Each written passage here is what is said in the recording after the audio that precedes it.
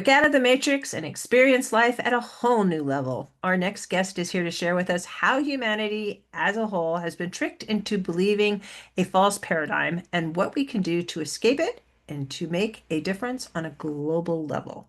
Hi, and welcome to the U World Order Showcase podcast, where we feature life, health, transformational coaches and spiritual entrepreneurs stepping up to be the change they seek in the world. I'm your host, Jill Hart, the Coach's Alchemist, on a mission to help coaches and entrepreneurs amplify their voice, monetize their mission, and get visible, leveraging podcasts and the huge audience we have over on the Gnostic TV network.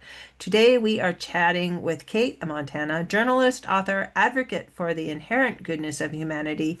As a professional journalist, she specializes in alternative medicine and health and is the author of several books, including Unearthing Venus, My Search for Women Within, the E Word, Ego, Enlightenment, and Other Essentials, and a spiritual novel titled Apollo and Me.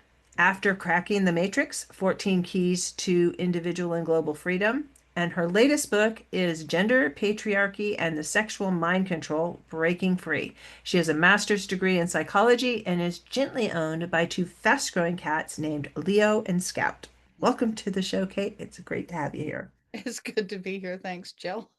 Okay, And our 20 minutes are up. they're now full-grown cats. What can I say? It's like, how did they start off as these little tender fur balls and now they're these big fat cats? But anyway, They grow so fast, too. they It's like, do. yeah, I remember when my cats were like, I got four of them and they fit in my son's hand. He Oh brought them home and God. they just barely, they hadn't, I don't even think their eyes were open, but we bottle fed them, my daughter and I, and they Uh-huh. all lived to be adults. Uh-huh. We still have two of them, and that was 8 years ago. It Oh just yeah. blows me away.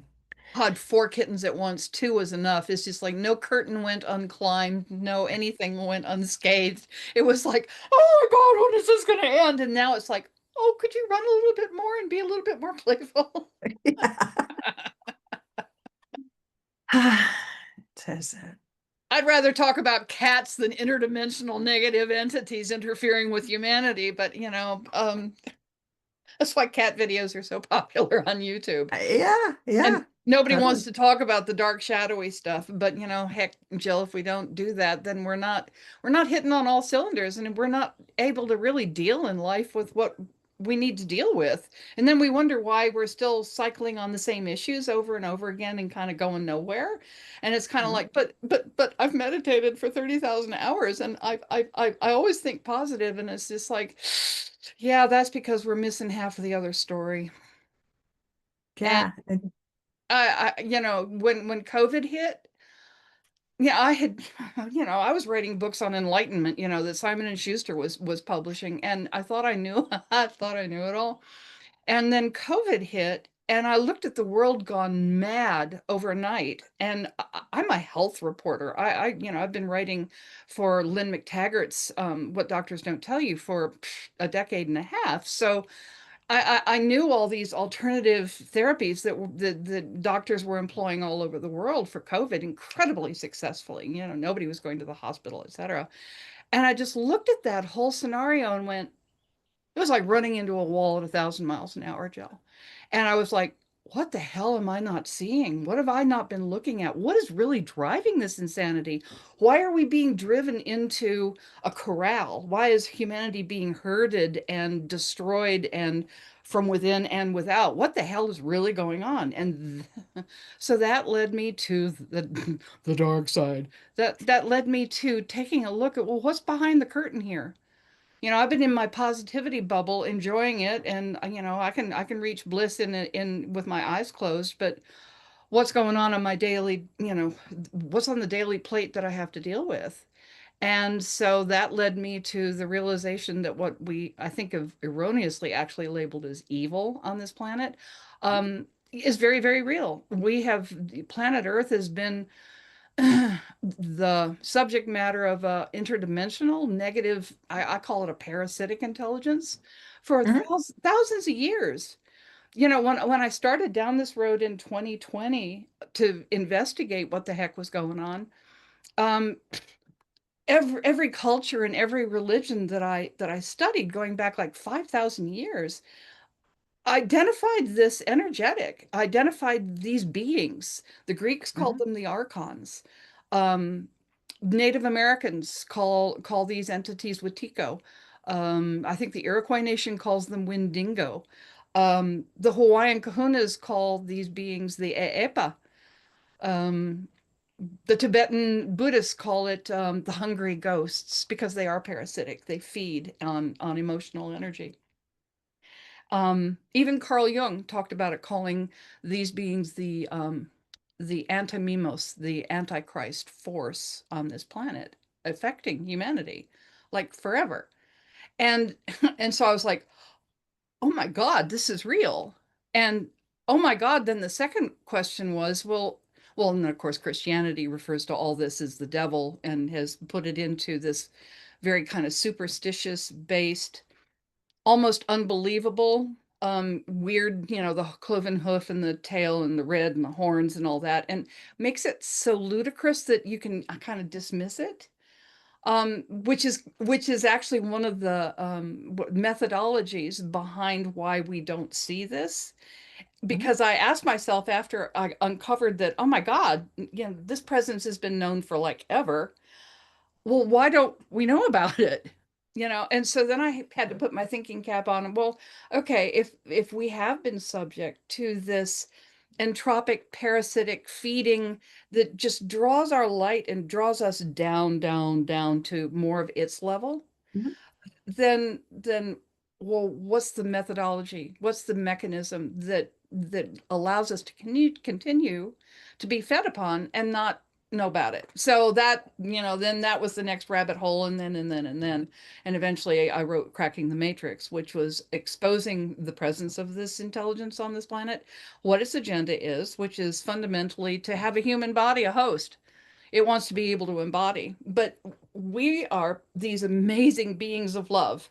We're these amazing beings of love vibrating at a frequency up here. And these entropic, parasitic forces are way down here in the basement. And so enabled to match frequency and actually be able to inhabit and embody a physical body, they got to drag us all the way down to their level so that they can actually take over. Now, this is a long-term agenda and it sounds really, really terrifying. And so do you mind if I just babble on?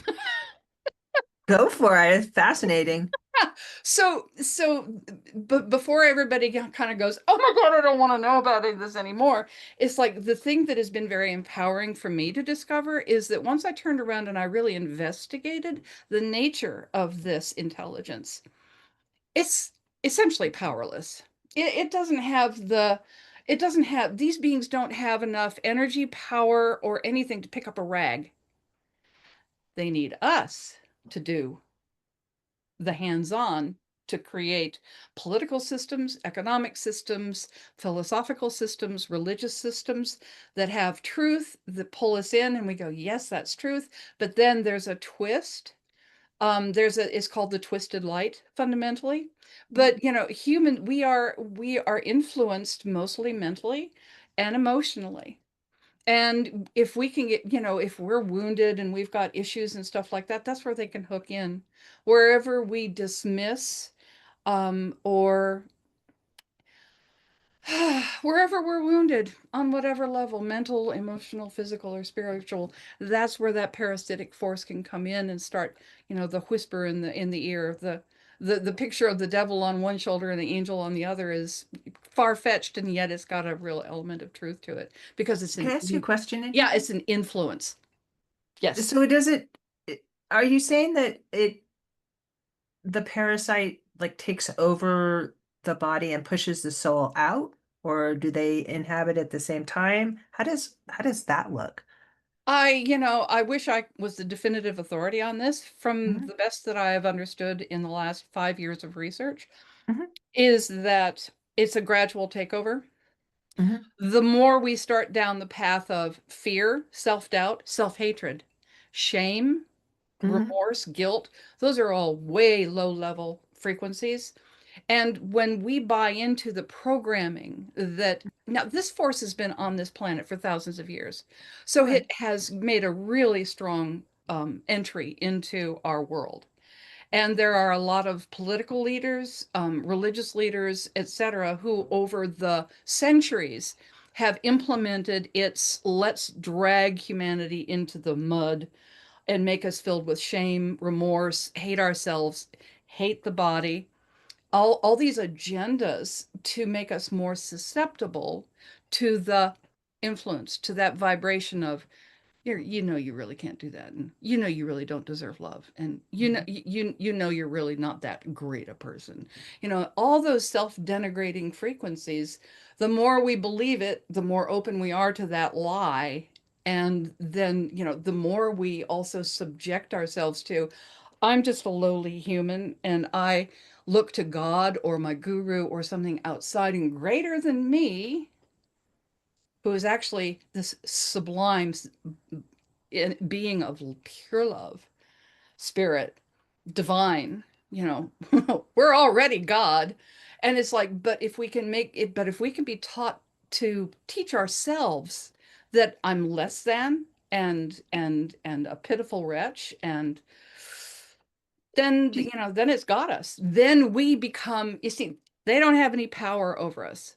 We're the ones with the power. So if I start believing that I'm a mhm. piece of poo and that I, you know, I don't deserve to live, or that only, you know, if I pray to God or some other being that can lift me up out of my wretched state, that I'll be saved, that sort of thing, I'm doing it to myself.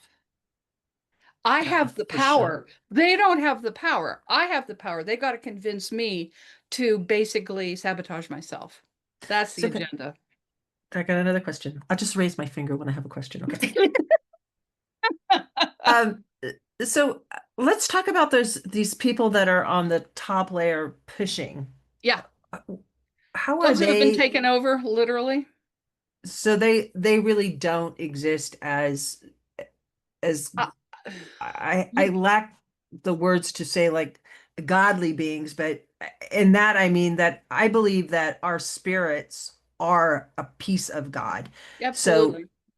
though they have lost that piece of God and it has been pushed out by this parasitic um Right. takeover, You know, there's specific people I think of in my mind. yeah, me too. Probably everybody does. Yeah, there you look at a picture, you watch them on TV and there's just no light behind the eyes. Right. And it's like their spirit is like so far diminished and so far gone that Hmm. they have literally been taken over. And that is possession. And that is very Hmm. real. That is absolutely real, Jill. Interesting. Or they could not machinate, create, manipulate humanity. As I say, they need us. We're the hands, we're the power. Right. So can I give you a really quick example of how we've been infiltrated and manipulated? So, Yeah. okay, I think original sin, the teaching of original sin, that if you're born in a body, you're innately corrupt and sin filled. Okay. And that your only salvation is to be out there to God, you know, the higher Hmm. versus the grotesque lower. So that teaching came from Augustine, St. Augustine, back in 300 BC, Hmm. AD. And so he was actually quite a sexual reprobate and alcoholic, as his Catholic, his Christian mother despaired. His father was pagan, and so he's on the road to hell. And he runs across the teaching of the prophet of Mani, the prophet of Babylon. And Mani, who lived in 200 AD, taught that if you were born of the flesh, you were innately sinful and corrupt, and you had to, you know, reach out for God to help. At that point, St. Augustine went, oh my God, that's why I've been a bad boy all my life. It's not me. It's my body that has corrupted me. Oh my God. Now he has an excuse. He converts to Right. Christianity and becomes one of Christianity's greatest advocates in creating fundamental Christian values. And he introduces the concept of original sin. So now, epigenetically, you know, 2,000 years and 200 generations later, we've got shame and guilt embedded in our DNA based on this teaching. The question comes is, where did the idea of original sin come from? Where did Mani, the prophet of Babylon, get that idea? He got it from what he called his other self. It was a voice that whispered to him at night. And it influenced him to such a degree that he was like, ah, okay, yeah, I'll accept that. And then he started teaching the corruption of the body and the inherent sinfulness of man. So he received that from some other source. Well, that other source is exactly the archons and what I'm talking about. Now, Augustine came in later and he said, oh, well, Mani was talking to an angel. Of course, he was talking to God's messenger, an angel. Mani never said that. He just said he listened to a voice. So that's the kind of influence we're talking about. And look at the devastation, the moral and how And heartbreaking the impact of that one teaching, that one influence on one human being almost 2000 years ago created. That's the programming we're dealing with.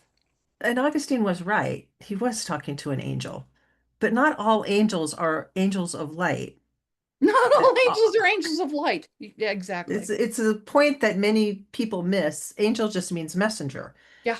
And he heard from a messenger. Those other beings that exist around us, um, they they all have bits and pieces too. Some And are agendas. and agendas, and some are like nefarious, and some are, they're here to help. Yep. But it's up to us, personal responsibility. God forbid we should take that. Um, to to make a decision about what we're going to do ourselves. Yeah. And so many people are have missed that through the years, but I feel like they're waking up to it a little bit. It's like Yeah. we're not going to have an outside hero come and save us. No, no, never will. Never, never can. It can't happen. Because that's the ultimate disempowerment, looking outside of yourself. But then, Yeah. of course, the teaching has been look outside of yourself because you're a piece of poo. Hmm. And you're only going to ascend to some greater, better state if you look up to the higher self or the guru or the teacher or God or Jesus or Hmm. Allah or whatever. So I think one of the biggest ahas, again, the second time I ran into a wall at 1,000 miles an hour on this whole journey was when I finally realized I'd spent 40, I'm never going to knock the 40 years of meditation, okay? Or the enlightened moments, the days of of wow, okay, I'm not even Cate Montana. I get it. The value of that is inestimable, but what I learned was ultimately is my power lies down here. Not up and out, it's down and in. This body is the temple of the divine. This is spirit with the appearance of flesh. If we go to Einstein and quantum physics and all of that, Don't even exist. this isn't even physical. Dear God, this is, there ain't no point particle all the way down in here somewhere. So when we really wrap our head around that, it's like, oh, okay, it's all the same thing. Oh, okay, it's not out there. Oh, okay, it's right here. This is where the power lies. And there is such hope, Jill, because I've seen some pretty freaky videos and read books that are like, we're helpless, we're in the thrall, and we're caught in the matrix. And it's just like, well, we are in thrall and we are caught in a matrix. But once we wake up to the fact that we are caught in a matrix and what the matrix is and how it works, then we're out of the matrix. Ta-da! And then we're empowered.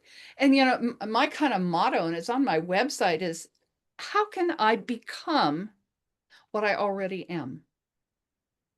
We're the whole new age and the whole new thought and the whole, self-esteem and self-improvement program is built on that I'm down here somewhere and I got to get up here someplace. But the truth is I'm already a being of pure love. Now, all I have to do is all I have to do, right? But the job at hand is to take away what isn't me, the not me that I've been programmed to believe is me, that I'm holding on to, and that I'm making the reality. I'm creating these jail bars here. And once I go, oh, then I start to show up as I really am. So it's a really exciting thing because I know, fear has been the main method of manipulation to keep people from looking at this so that we stay It's the only way behind you the can prison control bars. a population. is by Absolutely. keeping them in fear because, Yep. fear of not conforming, fear of not doing what you're supposed to do, fear of, and the penalty for that is death, or separation. Hmm. And whether it's from God or from your other citizens or from whatever, Or your Facebook followers, whatever.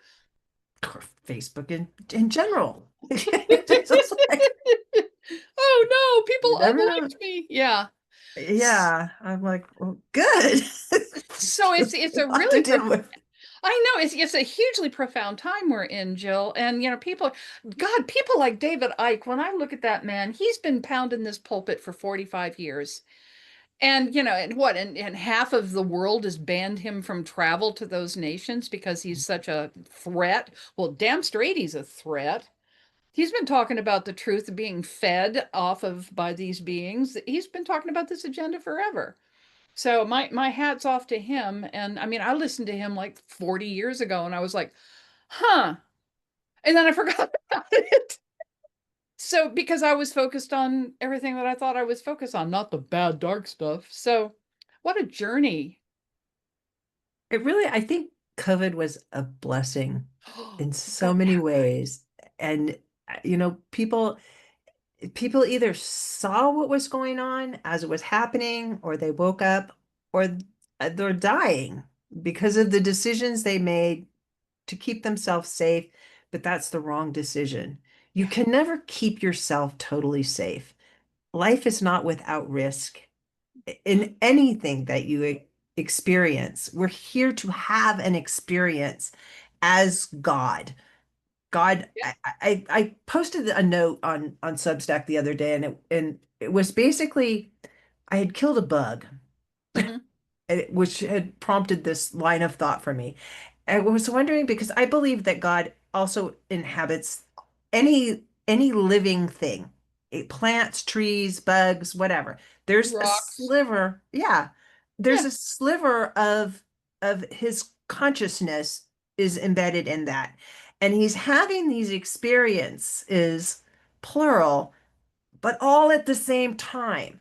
Like Hmm. he's experiencing life through you, experiencing it through me, and all the other things that exist. Hmm. And all of these dark beings they're all part of this big tapestry. And without it, you've got nothing. Well, yeah. But here's an interesting, glad you said that because I was listening. I don't know if you're familiar with a woman by the name of Jacqueline Hobbs. Mm-mm.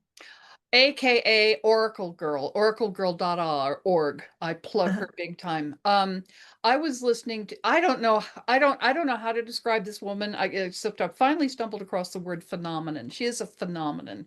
She's an Mhm. indescribable phenomenon. So if something about this piques your interest, check her out. But anyway, I was listening to her one day and she just kind of slipped in that these interdimensional forces come from another source. And I was like, it was like, hold the horses. What do you, what other source? What other source? Everything comes from the one source, the God Almighty, maker of heaven and earth, the light, the supreme isness, consciousness, whatever. But but the more I really started to contemplate it, Jill, the whole fabric of monotheism collapsed for me. And because I've never truly been able to wrap my skull around how a loving God, how the source, love, pure love, a source of love, Mhm. could, gang rape a 3-year-old. Okay, create Mhm. that level of what we call evil. And every philosophical and every spiritual teaching in the world has tried to wrap its brain and convolute itself to come out that, well, yeah, that gang rape came from love. When I heard, there's another source that this binary, entropic, parasitic, very unemotional, no love, no compassion, doesn't want to grow, doesn't have any desire to do anything but feed and inhabit and take over. That's Mhm. its source. That's its source. And I was like, all of a sudden, good and evil, if you will, made sense for the first time. That evil wasn't born of love.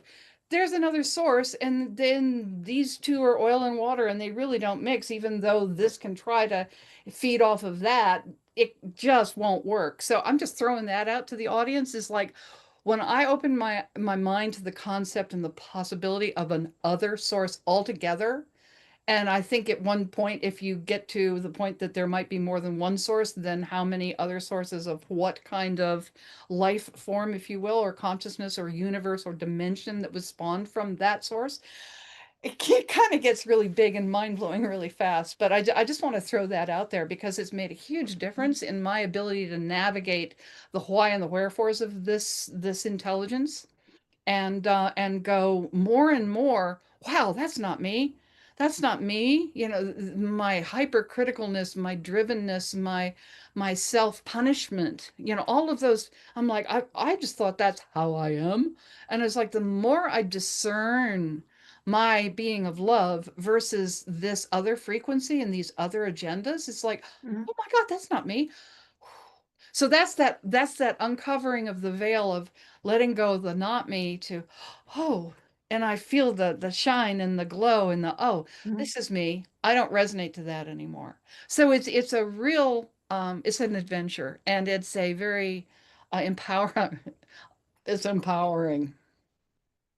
It is very empowering. I wonder if that other consciousness, because you're talking about two consciousnesses versus one consciousness that has created All of everything, that. Yep. all of that, Yep.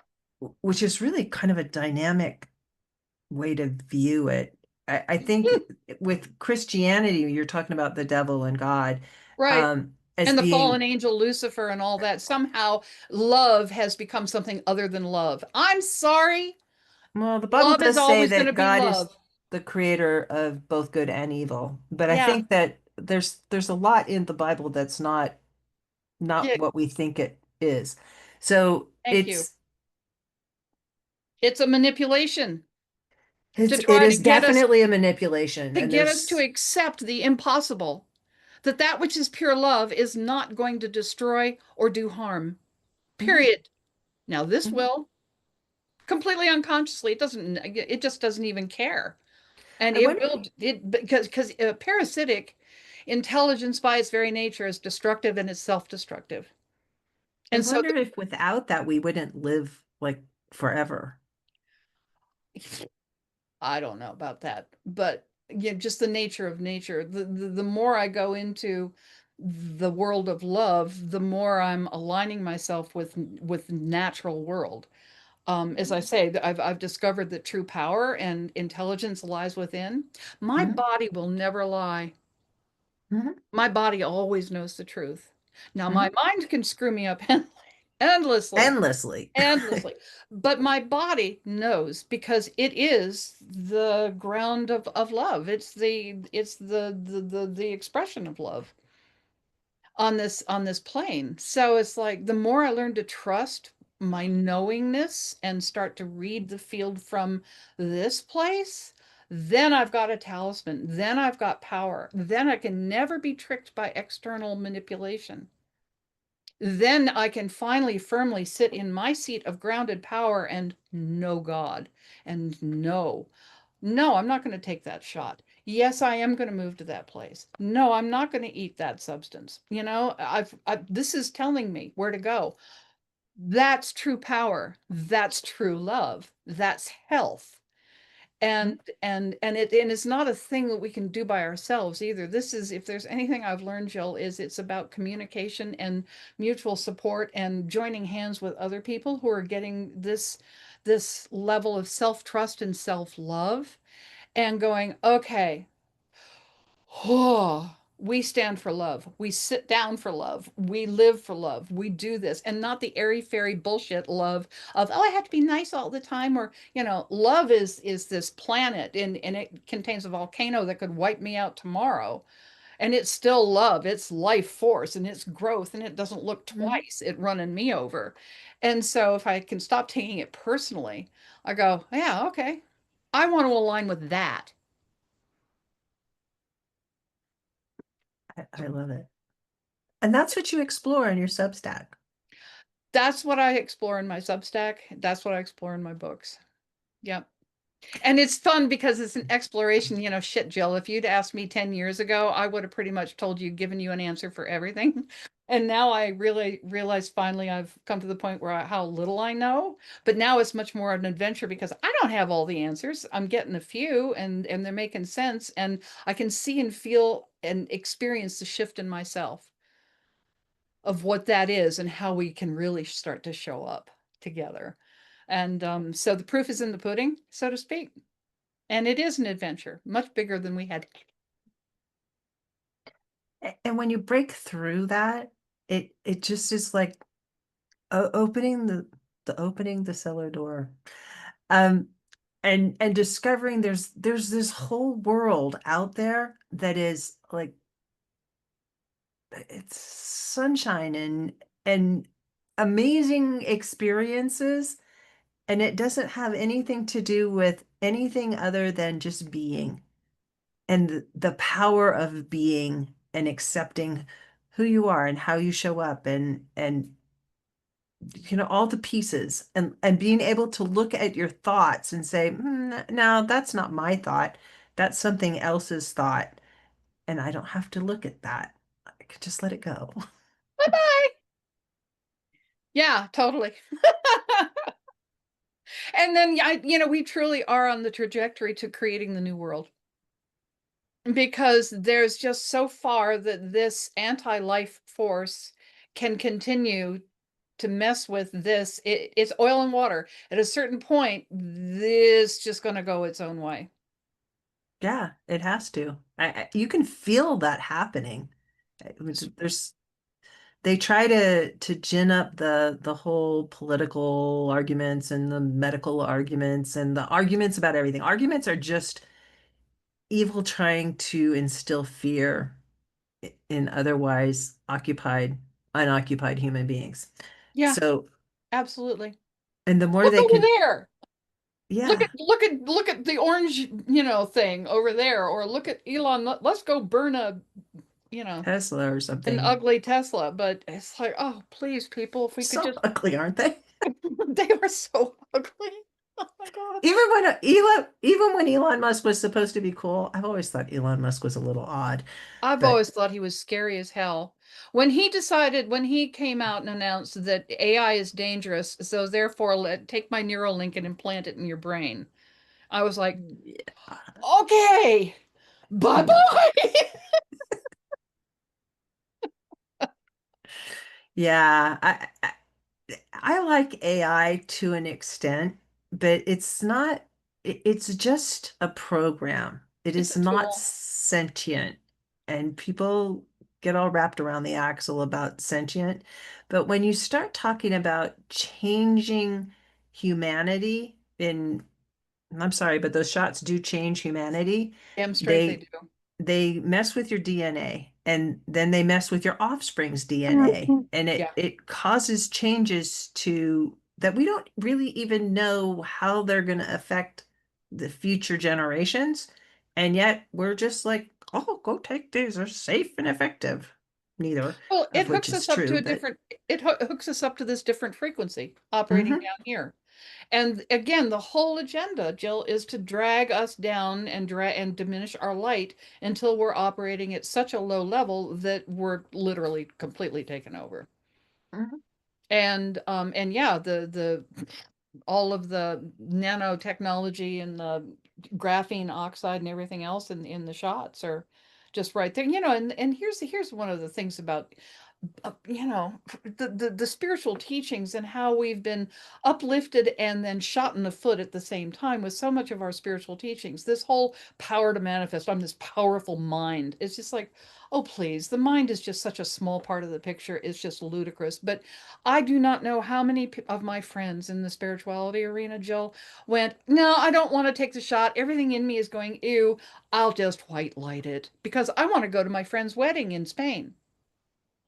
Or I want to be able to continue my business. I mean, people were faced with truly the ethical, moral equivalent of a life decision right there. Mhm. Yes or no. And so many of my friends, they knew not to take the shot and then they excused it and they wanted to go do something. And so they took the easy way out and said, oh, I'll just white light it. Well, I'm like, I'm so glad your mind is so powerful that you can overcome what's in that syringe. Me, I can't dodge a hangover. Good luck. And There's I'm gonna, consequences for every decision you make in life, and they might not have liked the consequence of saying no, but it was a test. And I there were a lot of people that failed that test. I lost 90% of my friends just like that. Yeah, I I mean, and told I'm my not alone. husband if he I'm took talking that to shot, I was not going to stay married to him. We've been married for 30 years. It was like, God, Jill. I just don't want to be around it. I have a daughter who's never been vaccinated ever, Yeah, like yeah, nothing. And I was talking to her. It was like, you cannot do this. It will probably kill you yeah, because your body isn't even used to having like the other crap that they want to shoot at you. yeah. I have a friend who came to me after her first booster, and we were sitting on my deck, and she just looked at me, and there was such sorrow in her eyes, and she said, "I feel like I've lost my connection to myself." It's designed to do that to And you. it was designed to do that, and I was just like, "Oh God, my heart just yeah, my heart goes out." But this is the place where we're at in the world, Jill. Mhm, We are at this crunch time. It was that Back to the Future, mhm, and he said, "It's crunch time, Doc. It's crunch time. These are the life or death. I'm going down this road or I'm going down that road times." And so the more we can develop this trust in ourselves and our own knowing, mhm, grounded in our body, I tell everybody, people say, well, what do I do to surmount this influence? Take off your shoes, turn off your phone, go outside and sit under a tree for 15 minutes a day and just get quiet. Tune in, mhm. ground to Mother Earth, ground in your body. This is where the temple of truth lies. And if you can align with nature, you're going to be guided in the right path. And it may take you, yeah, it may be a hard row and it may make you face really hard freaking decisions, but that's the life path. And it's inside us. It's Doesn't inside. It's always been inside us. How many, the kingdom of heaven lies within. Yes, it does. So getting to that place, that's what all my books are about. That's what my Substack's about. That's what your message is about, is like, how do we empower ourselves and each other? This is the path. Get right with and nature. it's yeah, get right with nature. And your life it does is not guaranteed to look any certain way. And it might be that the change that you're experiencing is was supposed to happen. You're supposed to have this experience now. We're told this lie that, you grow up, you get married, you go to college, you have X number of kids, and then you have a career for so many years, and then you buy a house and you get all this stuff, and that's a good life. But that's not And a then good you life. die. And then you die, and then you sit in your rocking chair for 10 years, and then you die in front of the television set, living somebody else's life Yeah. that doesn't even exist. So that was the trajectory that I was encouraged to embrace as I was growing up. But that's not the trajectory that we have to embrace.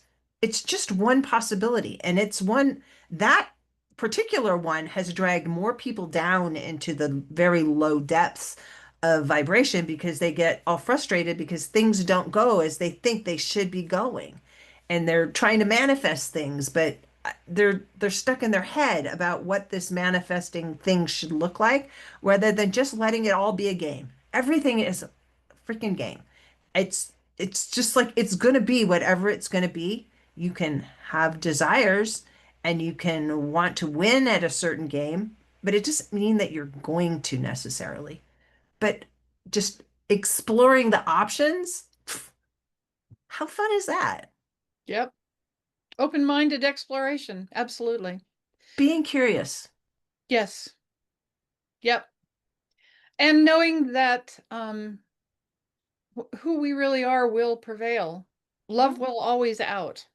Mhm, But we have to do the work. We mhm, have to make life-affirming choices. mhm, We have to do the work of building self of discovering that we're trustworthy.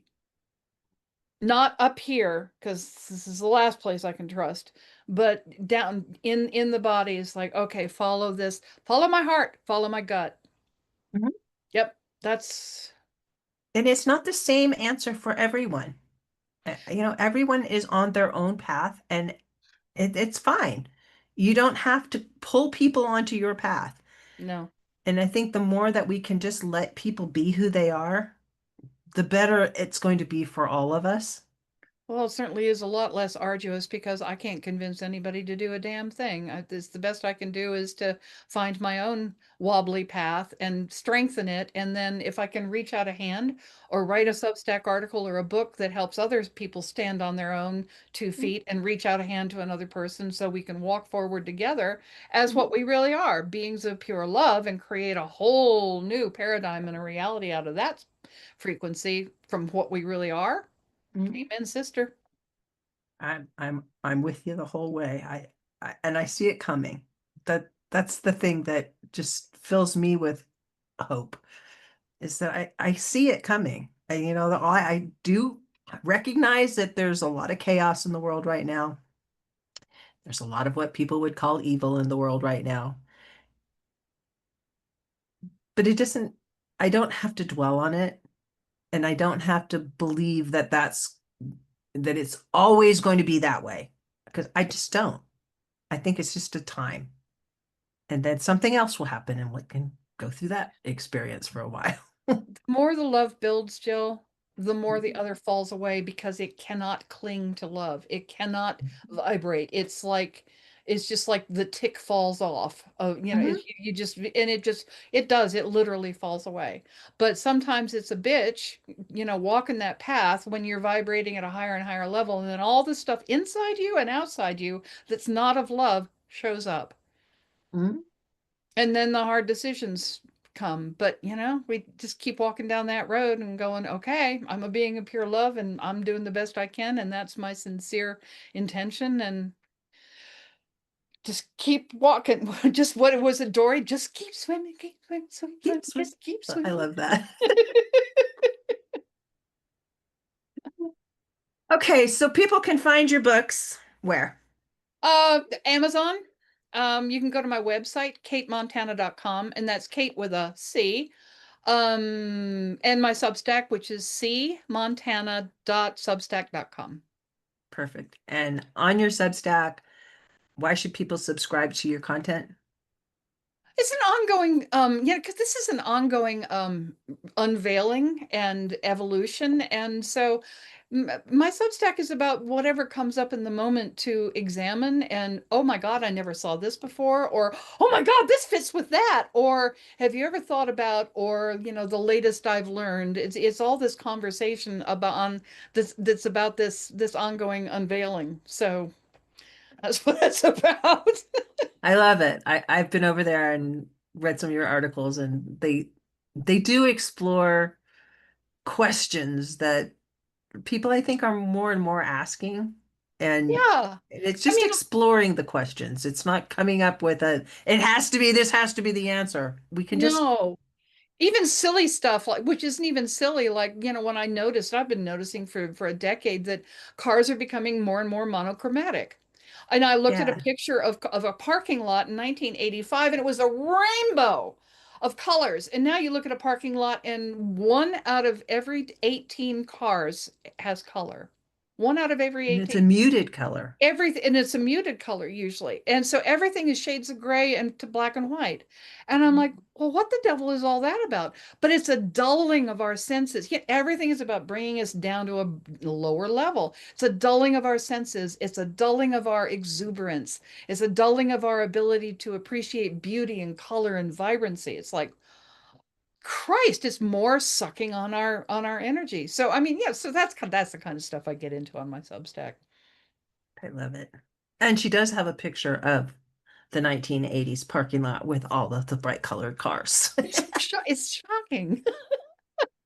It is. I remember those parking lots, and I remember those cars, and there were lots of varieties of shapes of cars also. Yep. Yeah. Today it's you've got the weird looking Tesla cars, but you've got mostly they're just like either boxes or they're bigger boxes. 'Cause- Yeah, and they've got mean lines. If you've noted, Mhm, they look mean. They're like military vehicles, mhm. and it's just like, ew. I literally now I almost it's very sad driving sometimes anymore, and I just look at mean monochromatic vehicles that we're shoving ourselves into, and it's like, well, what's all that about? Well, that's part of the program. And a lot of people spend a lot of time in their vehicles, Yeah, probably even more time than they're awake at home yeah, if they work outside of their home in a big city. yeah, yeah.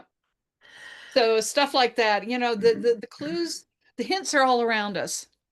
We just need to have the eyes to see and the ears to hear when they For show up. sure. For sure. Thanks so much for joining me today, Kate. This has been a It great conversation. really has. Thank you, Jill. To learn more about Kate and to explore what's behind the curtain, keeping us from the know, from knowing who we really are, let's put it that way. Consider subscribing to Kate's Substack at cmontana.substack.com and visit her plethora of books. And to find her plethora of books, visit her website at Cate Montana, CATE Montana.com.